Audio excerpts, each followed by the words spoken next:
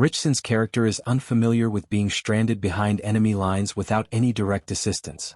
It seems logical that Reacher is anxious and a little off his game because in past seasons, he has always had allies by his side rather than simply on the other end of the phone.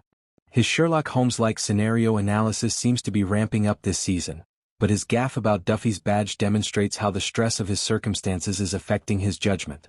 As a result, the third season of Reacher reveals a new aspect of the character. Reacher successfully stops Zachary Beck, Anthony Michael Hall, from ordering Susan Duffy, Sonya Cassidy, and Guillermo Villanueva, Robert Montesino, to be killed. The DEA agent loses Duffy's badge during the gunfight, but Reacher is able to retrieve it. While it's admirable that Reacher is keeping Duffy from being recognized and pursued, he is left in possession of a very delicate object that, if discovered, would result in his death at the hands of Beck's men. Strangely, Reacher's best opportunity to remove the badge is lost. Reacher places the badge in his pillowcase, which is about as good a hiding place as he can hope for under the circumstances, after returning to Beck's mansion with Harley, Brendan Fletcher. However, Reacher does not take the badge with him when he meets up with Villanueva, who could have snatched it from him, when Duffy later risks calling her inside man to inform him of their prisoner's escape.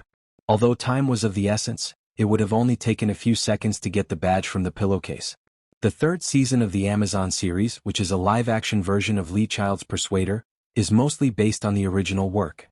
There have been a few small additions and adjustments thus far, similar to the previous two seasons, but nothing that would deviate too far from the basic plot of the program. Reacher's likelihood of being discovered as a DEA infiltrate in a criminal organization creates tension that SmackDown manages to maintain and heighten, and it's that suspenseful situation that might have simply led to a writing blunder.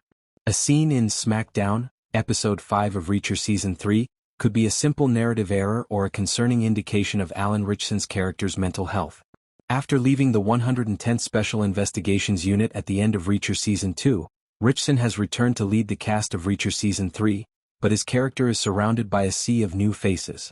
As a result, Reacher's title character now faces some new difficulties as the current season undergoes yet another change. Reacher arrives home after carefully carrying out the plan and discovers Beck conversing with Polly and one of McCabe's guys.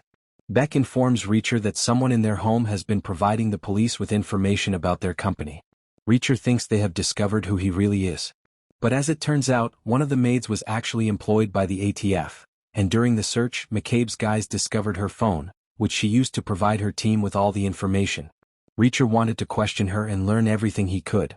He actually wished to save her. Reacher wasn't amused and asked if Reacher was going to do anything about it. Reacher punched Polly in the stomach, but he didn't even flinch. Reacher felt everything when Polly slapped him and forced him to fall to the ground. Unfortunately, Polly killed her with a single hard slap. Reacher was upset with Polly because he could have learned important information about the case from her. In the final seconds of the episode, Reacher phones Duffy and informs her about the ATF agent who just died, prompting him to assume that Quinn and Beck are not selling narcotics but firearms. Duffy understands that Daniel's life is in risk and they need to do something pretty swiftly. Conversely, after witnessing what transpired with the ATF agent, Reacher assumes Daniels is dead. Beck and Reacher head to meet McCabe, who has summoned them for a crucial meeting, as the episode comes to a close. Reacher informs Duffy that if all goes well, he will take Quinn out when he meets him there. Duffy tries to warn him against doing. It would be interesting to see if McCabe, aka Quinn, remembers who Reacher was in their first meeting. Reacher is unwilling to listen and goes with Beck. They are finally preparing to meet the boss, while Duffy and Guillermo have arrived reasonably close to the meeting location and would intervene if something went wrong. Once again, this is a well-executed episode with just the right amount of action, excitement, and solid storytelling.